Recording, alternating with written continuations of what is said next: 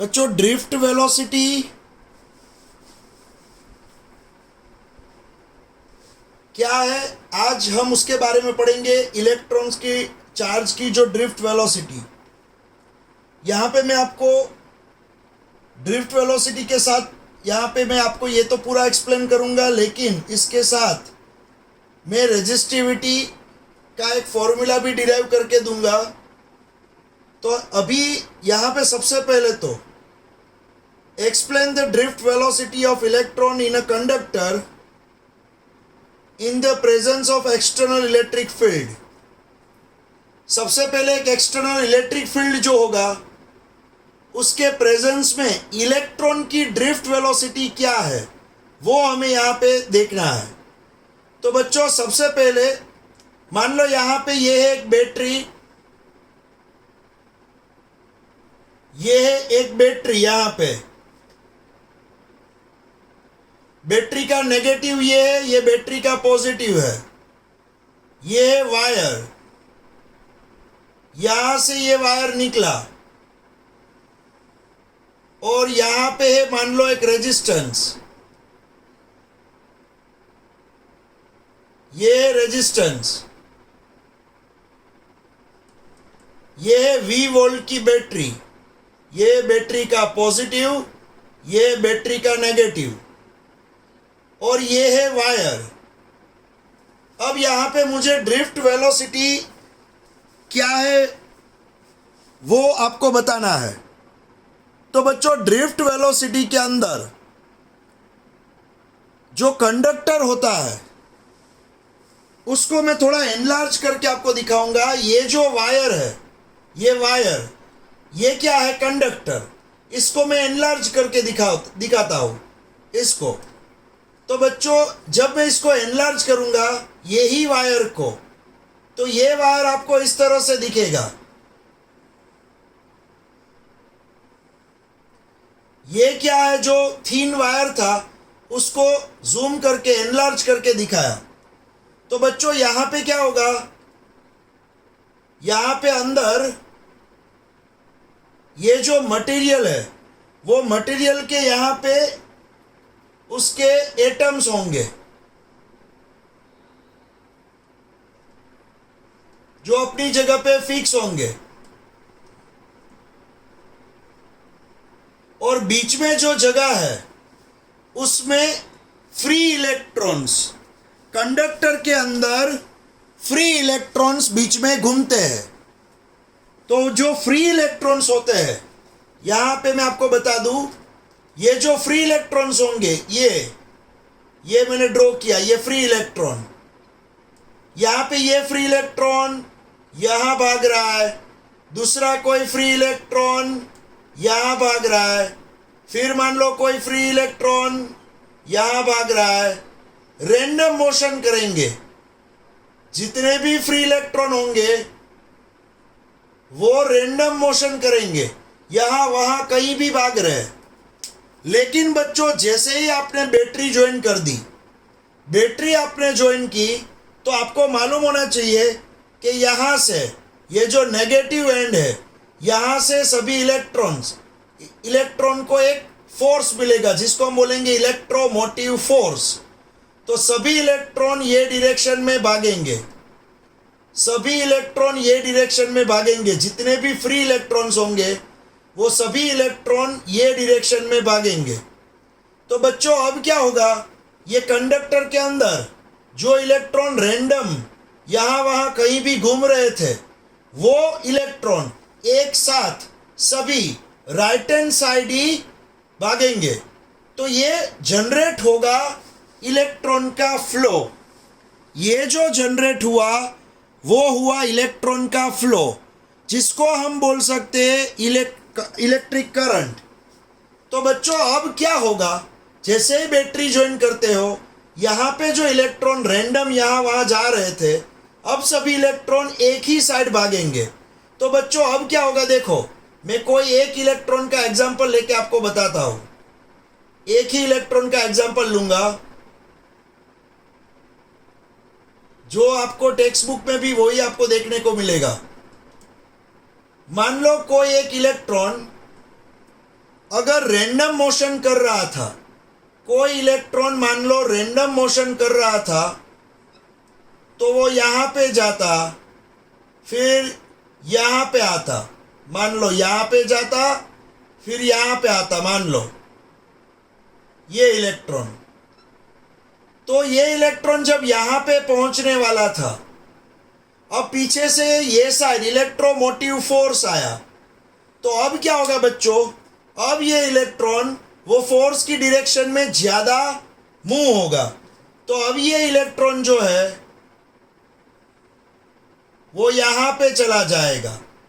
वो मोशन करने वाला था इस तरह से, लेकिन अब पीछे से जो फ्लो आया उसकी वजह से, जो इलेक्ट्रोमोटिव फोर्स आया उसकी वजह से अब ये इलेक्ट्रॉन यहाँ पे पहुँच जाएगा, यहाँ पे।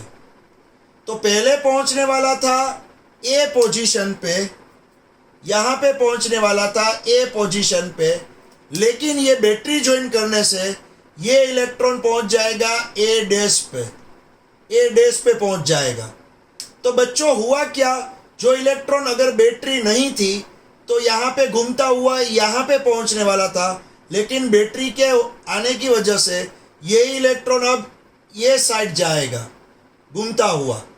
तो यहाँ पे देखो वो एक ही जगह पे ए डैश पे पहुँच गया, तो उसने कुछ ज़्यादा right hand side distance cover किया, कुछ ज़्यादा डिस्टेंस कवर किया right hand side.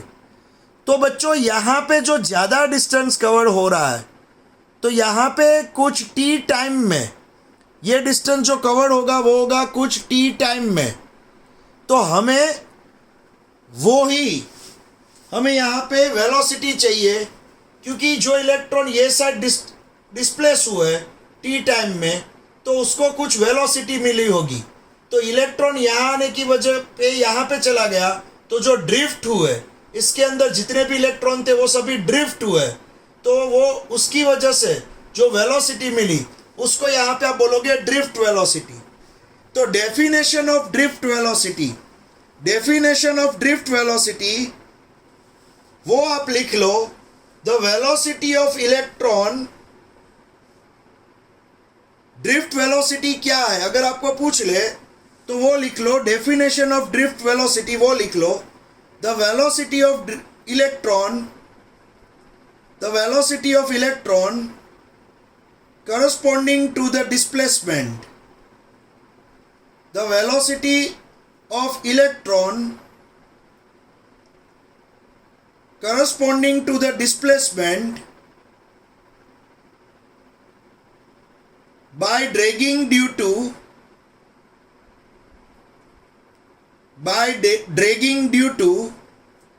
external electric field, by dragging due to external electric field is known as drift velocity, is known as drift velocity। फिर से मैं बोल दूं, the velocity of electron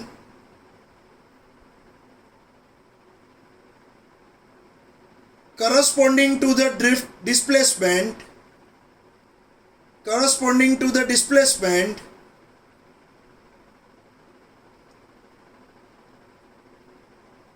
by dragging due to external electric field, by dragging due to external electric field is known as drift velocity, is known as drift velocity। तो यहाँ पे जो external field मिला, अब देखो बच्चों, अब यहाँ पे मैं स्टार्ट कर रहा हूँ, स्टेप बाय स्टेप सब कुछ स्टार्ट कर रहा हूँ, ध्यान रखना। यहाँ पे अभी मैंने सिर्फ आपको फिगर ही एक्सप्लेन की, अब मैं एक के बाद एक सभी स्टार्ट कर रहा हूँ। देखो बच्चों, ये है नेगेटिव, तो बैटरी का ये हो जाएगा नेगेटिव, ये बैटरी का हो जाएगा पॉजिटिव। अब क्या होगा बच्चों, ये इलेक्ट्रॉन जो है अंदर, ये इलेक्ट्रॉन को कौन खींचेगा, पॉजिटिव पोर्शन। ये वाला जो पॉजिटिव पोर्शन है वो इलेक्ट्रॉन को खींचेगा। तो यहाँ पे फोर्स जो लगेगा,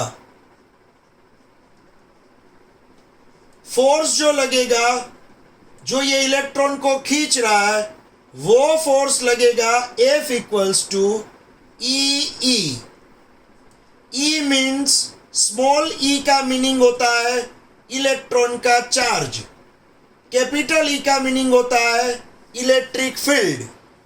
तो यहाँ पे इलेक्ट्रॉन पे जो फोर्स लगेगा वो फोर्स लगेगा F इक्वल्स टू ई।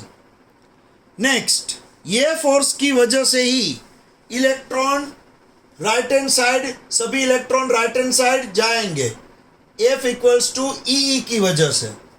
अब इसके बाद आपको मालूम है बच्चों, जहाँ पे फोर्स लगता है वहाँ पे एक्सिलरेशन होता है। तो एक्सिलरेशन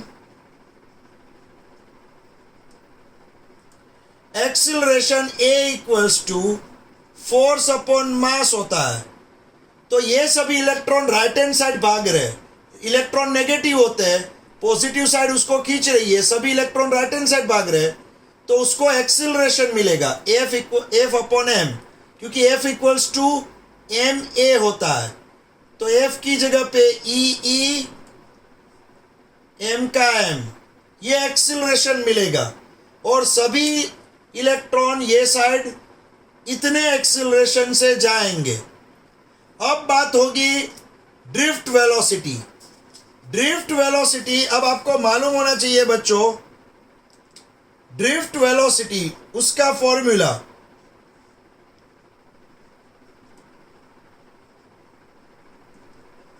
ड्रिफ्ट वेलोसिटी, जिसको मैं VD बोलूंगा, ड्रिफ्ट वेलोसिटी VD। अब वेलोसिटी का फॉर्मूला होता है बच्चों एक्सेलरेशन इनटू टाइम। वेलोसिटी का फॉर्मूला होता है बच्चों एक्सेलरेशन इनटू टाइम। तो यहाँ पे एक्सेलरेशन में A लिखूंगा और जो टाइम होगा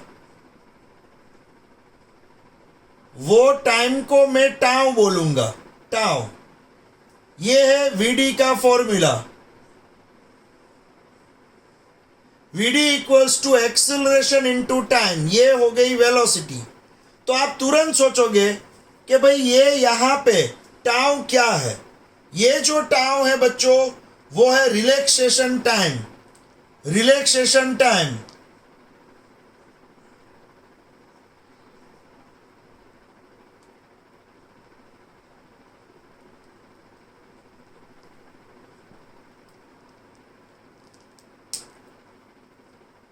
रिलैक्सेशन टाइम क्या है बच्चों? रिलैक्सेशन टाइम T का मीनिंग, जब ये इलेक्ट्रॉन राइट हैंड साइड, सभी इलेक्ट्रॉन राइट हैंड साइड भागेंगे तो ये इलेक्ट्रॉन यहाँ पे कोलाइड होगा, यहाँ पे कोलाइड होगा, यहाँ पे कोलाइड होगा, तो वो कोलाइड होता हुआ आगे बढ़ेगा। लेकिन क्या होगा, मान लो इसका एक्सीडेंट जब यहाँ पे हुआ तो ये रास्ते के बीच में कोई एक्सीडेंट नहीं है, तो ये है 2 सेकेंड। फिर यहाँ से वो आगे यहाँ पे एक्सीडेंट किया तो ये है मान लो 1.5 सेकेंड। फिर आगे 3 सेकेंड के बाद और एक्सीडेंट किया, फिर 2 सेकेंड के बाद और कोलिजन हुआ, तो ये इलेक्ट्रॉन कोलाइड होता हुआ, एक्सीडेंट करता हुआ आगे बढ़ता रहेगा। तो यहाँ पे रिलैक्सेशन टाइम का मीनिंग 2 एक्सीडेंट के बीच का जो रिलैक्स होने का टाइम होता है वो एवरेज टाइम। मान लो आपका जनवरी में एक्सीडेंट हुआ, फिर आपका एक्सीडेंट हुआ मार्च में, फिर आपका एक्सीडेंट हुआ मान लो नवंबर में, तो पूरे साल में 3 एक्सीडेंट हुए। तो मैं आपको एवरेज टाइम पूछूं कि भाई आपने ये एक्सीडेंट किए, वो एक्सीडेंट करने के एवरेज टाइम क्या होगे, तो आप तुरंत बताओगे कि सर हमारे पूरे साल में 3 एक्सीडेंट हुए। तो अगर एवरेज टाइम अगर आपको बोलना है तो एवरेज टाइम आपको मिलेगा 4 मंथ। आप ऐसा बोल सकते हो कि एवरी 4 मंथ पे एक एक्सीडेंट हुआ, 4 महीने का रिलैक्सेशन टाइम। लेकिन रियल में क्या होता है, वो एवरेज टाइम है। वैसे पहला एक्सीडेंट जनवरी में हुआ था, दूसरा फरवरी में, एक ही महीने का गैप था। फिर तीसरा एक्सीडेंट हुआ था मान लो जून में, तो बच्चों वहाँ पे गैप बढ़ गया था। लेकिन बच्चों जब 3 एक्सीडेंट की बात करेंगे, हम 3 एक्सीडेंट की बात करेंगे, तो उसमें पहला एक्सीडेंट, दूसरा एक्सीडेंट और तीसरा एक्सीडेंट, तो पूरे साल में एवरेज टाइम क्या मिला? तो आप क्या करोगे, 12 मंथ्स डिवाइड बाई 3 एक्सीडेंट, तो आपको एवरेज टाइम मिलेगा 4 मंथ्स। तो उसको हमने क्या बोला, रिलैक्सेशन टाइम, रिलैक्स होने का टाइम, दो कोलिजन के बीच का एवरेज टाइम, जिसको हम बोलेंगे रिलैक्सेशन टाइम। तो उसको हम यहाँ पे टाउ बोलेंगे, ये सिंबल रिलैक्सेशन टाइम। तो बच्चों यहाँ पे एक्सीलरेशन इनटू टाइम वो हो जाएगी वेलोसिटी। तो ड्रिफ्ट वेलोसिटी का फॉर्मूला होगा vd equals to acceleration into time. तो यहाँ पे 3 फॉर्मूला हमें मिले। एक फोर्स का ई, फर्स्ट चैप्टर में आता था, इलेक्ट्रिक फील्ड इनटू चार्ज, ई उसको फोर्स बोलेंगे। ए का फॉर्मूला फोर्स अपॉन मास, फोर्स की जगह पे ई अपॉन एम लिख दिया, ये ए का formula. Drift velocity, drift velocity जो होगी vd equals to A tau, A means acceleration, tau means यहाँ पे रिलैक्सेशन टाइम, दो एक्सीडेंट के बीच का एवरेज टाइम, जिसको हम बोलेंगे रिलैक्सेशन टाइम। तो ये 3 फॉर्मूला हमने अभी जनरेट किए। अब इसके बाद यहाँ पे जो जनरेट करूंगा मैं, ध्यान रखना बच्चों, अब इसके अंदर यहाँ पे जो आपको कंडक्टर दिख रहा है, यहाँ पे जो आपको कंडक्टर दिख रहा है, ये कंडक्टर, इसकी लेंथ बच्चों मैं एल लूंगा, एल।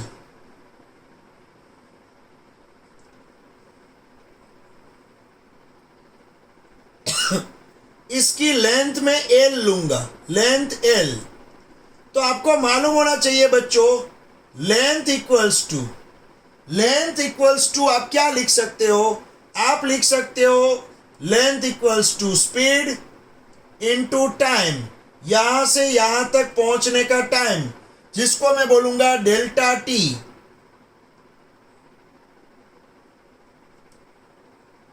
तो अगर कोई इलेक्ट्रॉन यहां पे एंटर हुआ और यहां तक उसको जाना है, यहां पे एंटर हुआ, यहां तक उसको जाना है, तो एल जितनी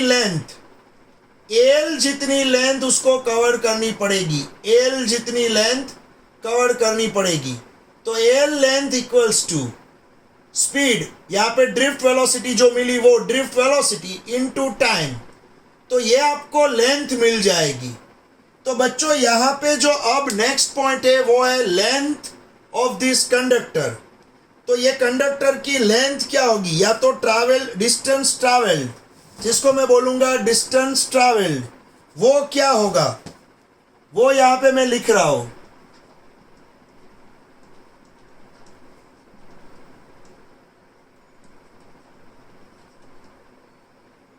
डिस्टेंस ट्रैवल्ड, इतना डिस्टेंस ट्रैवल किया, एल जितना।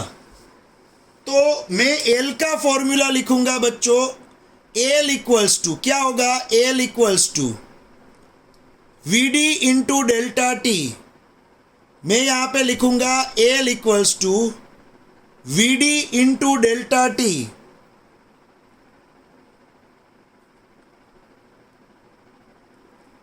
एल इक्वल्स टू, ध्यान रखना बच्चों, L equals to vd into delta T. ये डेल्टा टी क्या है, यहां से यहां तक जाने का टाइम है। चलो हमें लेंथ मिल गई, ये जो सिलेंडर दिख रहा है, ये सिलेंडर, उसकी लेंथ मिल गई। अब मुझे चाहिए ये सिलेंडर का वॉल्यूम, ये जितना भी सिलेंडर दिख रहा है उसका वॉल्यूम चाहिए। तो ये है क्रॉस सेक्शन एरिया।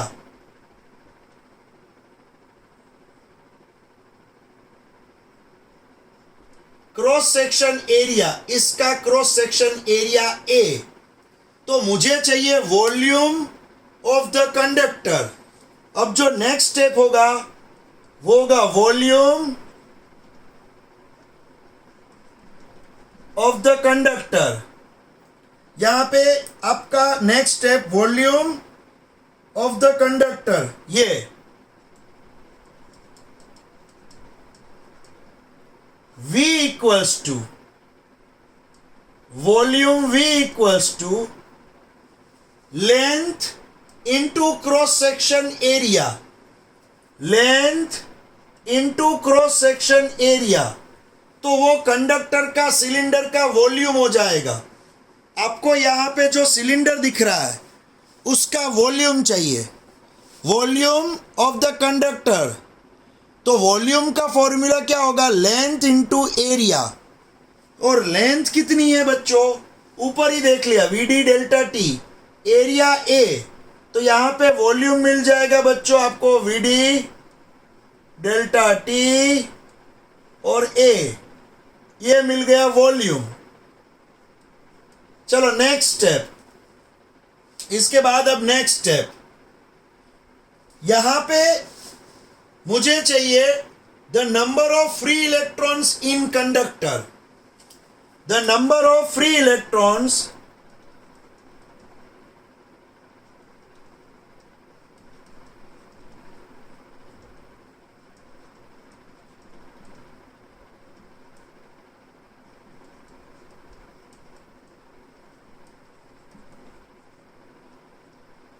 इसका मीनिंग ये जितना भी सिलेंडर दिख रहा है, ये जितना भी सिलेंडर दिख रहा है उसके अंदर कितने फ्री इलेक्ट्रॉन है जो घूम रहे हैं और वो राइट हैंड साइड जा रहे हैं, इसके अंदर कितने फ्री इलेक्ट्रॉन्स है वो चाहिए। The number of free electrons in the conductor, number of free electrons in the conductor, capital N।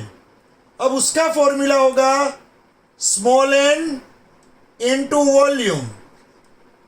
तो आप बोलोगे सर ये स्मॉल n क्या है, स्मॉल n का मीनिंग, स्मॉल n का मीनिंग 1 मीटर क्यूब में रहने वाले इलेक्ट्रॉन्स। मान लो 1 मीटर क्यूब में 5000 इलेक्ट्रॉन्स है, 1 मीटर क्यूब वॉल्यूम में, 1 मीटर क्यूब वॉल्यूम में 5000 इलेक्ट्रॉन है। और यहां पे जो वॉल्यूम मिला, ये जो कंडक्टर का वॉल्यूम मिला, ये वॉल्यूम मान लो वो 7 मीटर क्यूब है। तो 1 मीटर क्यूब में small n equals to 5000 electron. तो 7 मीटर क्यूब में कितने, तो 7 मीटर क्यूब क्या है बच्चों, गिवन वॉल्यूम। तो आप क्या करोगे, n into 7, n into 7, 1 metre cube में 5000 इलेक्ट्रॉन, 7 मीटर क्यूब में कितने, तो n इंटू 7, ये दोनों का मल्टीप्लीकेशन करोगे तो टोटल इलेक्ट्रॉन्स मिलेंगे, टोटल नंबर ऑफ इलेक्ट्रॉन्स। तो यहाँ पे n इंटू वॉल्यूम, तो ये n हो जाएगा स्मॉल n, और यहाँ पे वॉल्यूम जो है वो है VD डेल्टा T A, ये हो जाएगा। और स्मॉल n क्या है यहाँ पे, small n electrons per unit volume. यहाँ पे जो स्मॉल n है वो है इलेक्ट्रॉन्स पर यूनिट वॉल्यूम। तो यहाँ पे स्मॉल n की जगह पे मुझे लिखना है इलेक्ट्रॉन्स पर यूनिट वॉल्यूम। ये जो स्मॉल n है, number of electrons per unit volume, means 1 metre cube में आने वाले इलेक्ट्रॉन्स, वो है बच्चों स्मॉल n। तो ये कैपिटल N क्या है, ये पूरे सिलेंडर के इलेक्ट्रॉन्स, टोटल इलेक्ट्रॉन्स कंडक्टर के अंदर, जो गिवन कंडक्टर है, इतना सा कंडक्टर, उसके अंदर के टोटल इलेक्ट्रॉन्स, वो कैपिटल N है। Capital N means total electrons. फिर अब आएगा next, charge, total charge in the conductor, total charge in the conductor, capital Q। तो बच्चों टोटल चार्ज क्या होगा? अब एक इलेक्ट्रॉन का चार्ज स्मॉल ई है और टोटल इलेक्ट्रॉन्स कैपिटल एन है, तो कैपिटल एन टोटल इलेक्ट्रॉन्स और एक इलेक्ट्रॉन का चार्ज स्मॉल ई 1.6 इंटू 10⁻⁻19 वो होता है एक इलेक्ट्रॉन का चार्ज 1.6 इंटू 10⁻⁻19 एक इलेक्ट्रॉन का चार्ज जिसको आप माइनस बोलते हो। तो ये टोटल चार्ज क्या होगा? Q equals to E into N. N की जगह पे मैं ये पूरा यहाँ पे लिख दूंगा, यहाँ पे मैं एन की जगह पे ये पूरा लिखूंगा तो आपको Q मिल जाएगा। ये चार्ज को मैं डेल्टा Q बोलूंगा। ओके, इसके अंदर वाला जो चार्ज होगा delta Q equals to E N, तो यहाँ पे delta Q equals to E की जगह पे ई लिखूंगा, लेकिन एन कैपिटल एन की जगह पे ये पूरा N V D delta T और ए, ये मिल गया मुझे टोटल चार्ज। टोटल चार्ज मिल गया मुझे बच्चों, E N V D delta T A. अब मैं क्या करूंगा बच्चों, यहाँ पे आई का फॉर्मूला लिखूंगा। आई करंट, क्या लिखूंगा? करंट आई का फॉर्मूला। तो करंट आई जो होता है वो होता है Q अपॉन डेल्टा टी। क्या होता है? Q upon delta T. तो यहाँ पे मैं लिख दूंगा बच्चों करंट आई इक्वल्स टू, ये Q का फॉर्मूला था,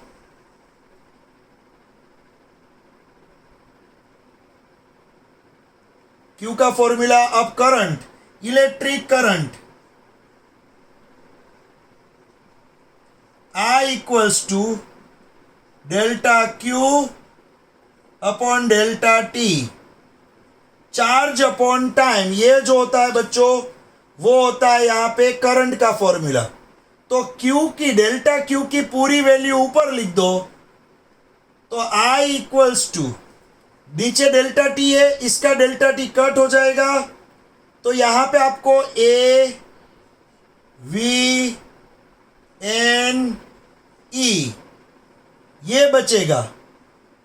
करंट का formula A V N E.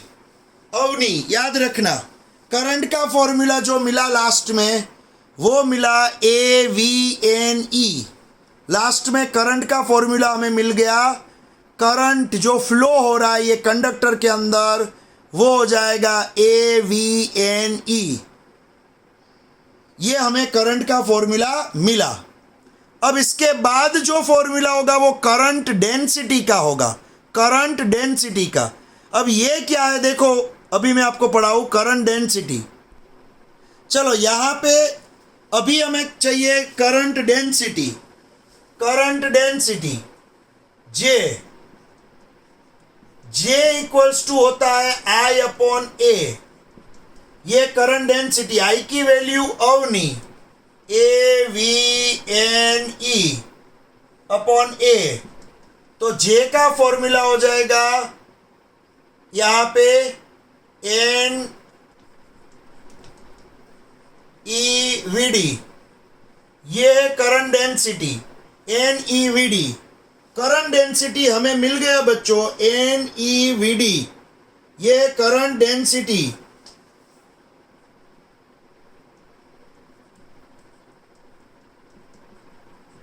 Current density J equals to I upon A cut हो गया एन ई वी डी। ये फॉर्मूला आपको याद रखना है, करंट डेंसिटी का फॉर्मूला। अगर मैं वेक्टर फॉर्म में लिखूंगा तो बच्चों जे है ना वो वेक्टर क्वांटिटी है, एन स्केलर ई भी स्केलर, लेकिन वेलोसिटी क्या है? Vector quantity. तो इस तरह से मैं वेक्टर फॉर्म में भी ये लिख सकता हूँ N E V D vector या जे वेक्टर। ये हो गया करंट डेंसिटी का फॉर्मूला। तो बच्चों अब इससे आगे हमें डिराइव करना है रेजिस्टिविटी रो का फॉर्मूला। रेजिस्टिविटी रो का फॉर्मूला। अब फिर बच्चों यहाँ पे जो आपको लास्ट में इक्वेशन मिला J equals to N E V D, तो बच्चों जे का एक दूसरा इक्वेशन भी होता है J equals to E upon resistivity, ये दूसरा इक्वेशन भी जे का होता है।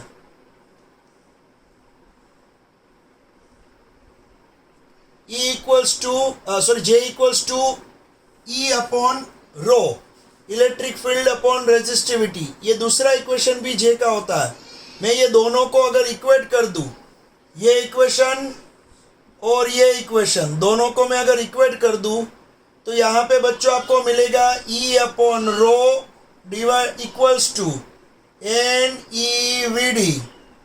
मैंने ये दोनों इक्वेशन जो जे के ही इक्वेशन है उसको मैंने यहाँ पे इक्वेट कर दिया है, देख लो बच्चों। तो बच्चों यहाँ पे आप देख सकते हो E upon rho equals to N E V D, ये मैंने जे की दोनों वैल्यू को इक्वेट कर दिया। अब बच्चों ये जो वी डी है वो वी डी की जगह पे आप क्या लिख सकते हो, ई यहाँ पे वीडी की जगह पे आप लिख सकते हो जो आगे आपने देख लिया अभी, एक्सिलरेशन इनटू टाइम। यहाँ पे आपने जो देख लिया है वीडी की जगह पे एक्सिलरेशन इनटू टाइम, और एक्सिलरेशन क्या है, ई अपॉन एम। तो बच्चों यहाँ पे आप लिख सकते हो ये जो वीडी है उसकी जगह पे ये एक्सिलरेशन है वो ई अपॉन मास, एक्सिलरेशन की जगह पे इनटू रिलैक्सेशन टाइम, तो इनटू यहाँ पे मैं लिख दूंगा टाउ, तो ई टाउ अपॉन एम। ये जो है ना बच्चों वो है वीडी का फॉर्मूला, ई टाउ अपॉन एम। मैं यहाँ पे वीडी की जगह पे लिख सकता हूँ बच्चों ई टाउ अपॉन एम। तो मुझे यहाँ पे E upon rho equals to N E, फिर ई टाउ अपॉन एम, ये मिल सकता है बच्चों। यहाँ पे दोनों साइड ई को कट कर दो, दोनों साइड आप ई को कट कर दोगे तो यहाँ पे आपको 1 अपॉन रो का इक्वेशन, टाउ 2 बार ई है तो tau N E square upon M मिलेगा। यहाँ पे जो आपको इक्वेशन मिलेगा बच्चों 1 upon rho equals to tau N E square upon M, ये इक्वेशन मिलेगा tau N E square upon M. तो बच्चों यहाँ पे अगर रो का इक्वेशन चाहिए तो इसको उल्टा कर दो, M upon tau N E square, ये मिल गया बच्चों आपको रेजिस्टिविटी का equation. Rho means resistivity, rho means resistivity, M means mass of charge, tau means relaxation time, N means small N का meaning number of electrons per unit volume, 1 metre cube में आने वाले electrons, free electrons, number of free electrons per unit volume, 1 metre cube में कितने free electrons होंगे वो small N, और small E का मीनिंग होगा 1 इलेक्ट्रॉन का चार्ज। तो ये रेजिस्टिविटी का फॉर्मूला हुआ, और रेजिस्टिविटी का उल्टा जो होता है वो होता है कंडक्टिविटी। तो सिग्मा जो होगा वो 1 अपॉन रो, 1 अपॉन रो मीन्स सिग्मा होता है, रेजिस्टिविटी का उल्टा कंडक्टिविटी। तो ये साइड राइट हैंड साइड भी उल्टा हो जाएगा, tau N E square upon M, ये कंडक्टिविटी है। सिग्मा मीन्स कंडक्टिविटी, रेजिस्टिविटी का उल्टा इनवर्स, रेजिस्टिविटी का इनवर्स होता है conductivity, tau N E square upon M. तो बच्चों लास्ट में रेजिस्टिविटी एंड कंडक्टिविटी का इक्वेशन भी आपको मिल गया। तो ये जो पूरा क्वेश्चन है बच्चों वो आप रेफरेंस बुक में से ही लर्न करोगे या तो टेक्स्ट बुक में से ही लर्न करोगे, क्योंकि यहाँ पे मैंने आपको मेन पॉइंट्स ही समझाया है। यहाँ पे आप देख सकते हो मैंने सिर्फ आपको मेन पॉइंट्स ही समझाया है। ये हाइलाइट्स है, सिर्फ डेरिवेशन की हाइलाइट्स। देख लो बच्चों, ये पूरी हाइलाइट्स हुई। पहले मैंने ड्रिफ्ट वेलोसिटी एक्सप्लेन की, फिर ड्रिफ्ट वेलोसिटी के बाद यहाँ पे इलेक्ट्रॉन पे लगने वाला force due to electric field, force due to electric field लिया, फोर्स की वजह से एक्सिलरेशन मिलता है वो लिखा। फिर वेलोसिटी क्या होता है, एक्सिलरेशन इनटू टाइम, लेकिन ये वाला टाइम जो होगा वो होगा रिलैक्सेशन टाइम टाउ। तो एक्सिलरेशन इनटू टाइम वो ड्रिफ्ट वेलोसिटी का इक्वेशन भी लिखा। फिर इसकी लेंथ, ये पूरे सिलेंडर की लेंथ स्पीड इनटू टाइम होता है वो लिख दिया। फिर ये पूरा सिलेंडर जो कंडक्टर है उसका वॉल्यूम लेंथ इनटू एरिया होता है, और लेंथ की जगह पे मैंने ये लिख दिया। तो ये पूरा वॉल्यूम मिल गया, कंडक्टर का पूरा वॉल्यूम मिल गया। फिर लास्ट में 1 मीटर क्यूब में स्मॉल एन इलेक्ट्रॉन होते हैं, 1 मीटर क्यूब में स्मॉल एन इलेक्ट्रॉन होते हैं। तो पूरे सिलेंडर में टोटल कितने इलेक्ट्रॉन्स होंगे, तो volume into small N, given volume ये वॉल्यूम और स्मॉल एन, तो आपको मिल गए number of electrons in the conductor. ये पूरे कंडक्टर के अंदर कितने इलेक्ट्रॉन्स होंगे वो मिल गया। फिर टोटल चार्ज, अब इतने इलेक्ट्रॉन्स है, मान लो ये 5 करोड़ इलेक्ट्रॉन्स है, तो एक इलेक्ट्रॉन का चार्ज स्मॉल ई होता है, तो ये 5 करोड़ मीन्स कैपिटल एन का कितना, तो स्मॉल ई इंटू एन, तो स्मॉल ई इंटू एन करोगे तो टोटल चार्ज, ये पूरे कंडक्टर के अंदर इलेक्ट्रॉन का टोटल चार्ज होगा वो मिल जाएगा। अब करंट का फॉर्मूला चार्ज अपॉन टाइम, तो ये चार्ज का ये जो फॉर्मूला है वो ऊपर लिख दो, नीचे डेल्टा टी लिख दो। तो आई का फॉर्मूला लास्ट में मिलेगा करंट का, ए वी एन ई, अवनी, A means cross section area, V D means drift velocity, N means number of electrons per unit volume, small E means एक इलेक्ट्रॉन का चार्ज, ये मिल जाएगा करंट। अब करंट डेंसिटी क्या होता है, करंट अपॉन एरिया, तो current A V N E upon area, A cut हो जाएगा तो जे मिलेगा N E V D, J मिलेगा एन ई वी डी, और यही जे का दूसरा फॉर्मूला ई बाई रो होता है, जे का दूसरा फॉर्मूला ई बाई रेजिस्टिविटी, तो ई बाई रेजिस्टिविटी और एन ई वी डी को इक्वेट किया, और यहाँ से जो वी डी की वैल्यू है वो वैल्यू वी डी की यहाँ पे रख दी, दोनों साइड ई कट हो गया, तो 1 अपॉन रो का formula tau N E square upon M मिला, और 1 अपॉन रो का उल्टा करोगे तो रो का फॉर्मूला मिल जाएगा mass upon tau N E square, ये है रेजिस्टिविटी का फॉर्मूला। लेकिन रेजिस्टिविटी का इनवर्स उल्टा क्या हो जाएगा, कंडक्टिविटी, तो tau N E square upon M, ये है कंडक्टिविटी का फॉर्मूला। ये बच्चों यहाँ पे जो डिराइव किया है वो पूरा ही ड्रिफ्ट वेलोसिटी और उसके बारे में जो क्वेश्चन यहाँ पे फॉर्मूला बहुत सारे डिराइव हमने किए, तो आपके टेक्स्ट बुक में ये पूरा टॉपिक अच्छी तरह से देखो और इसको लर्न कर दो।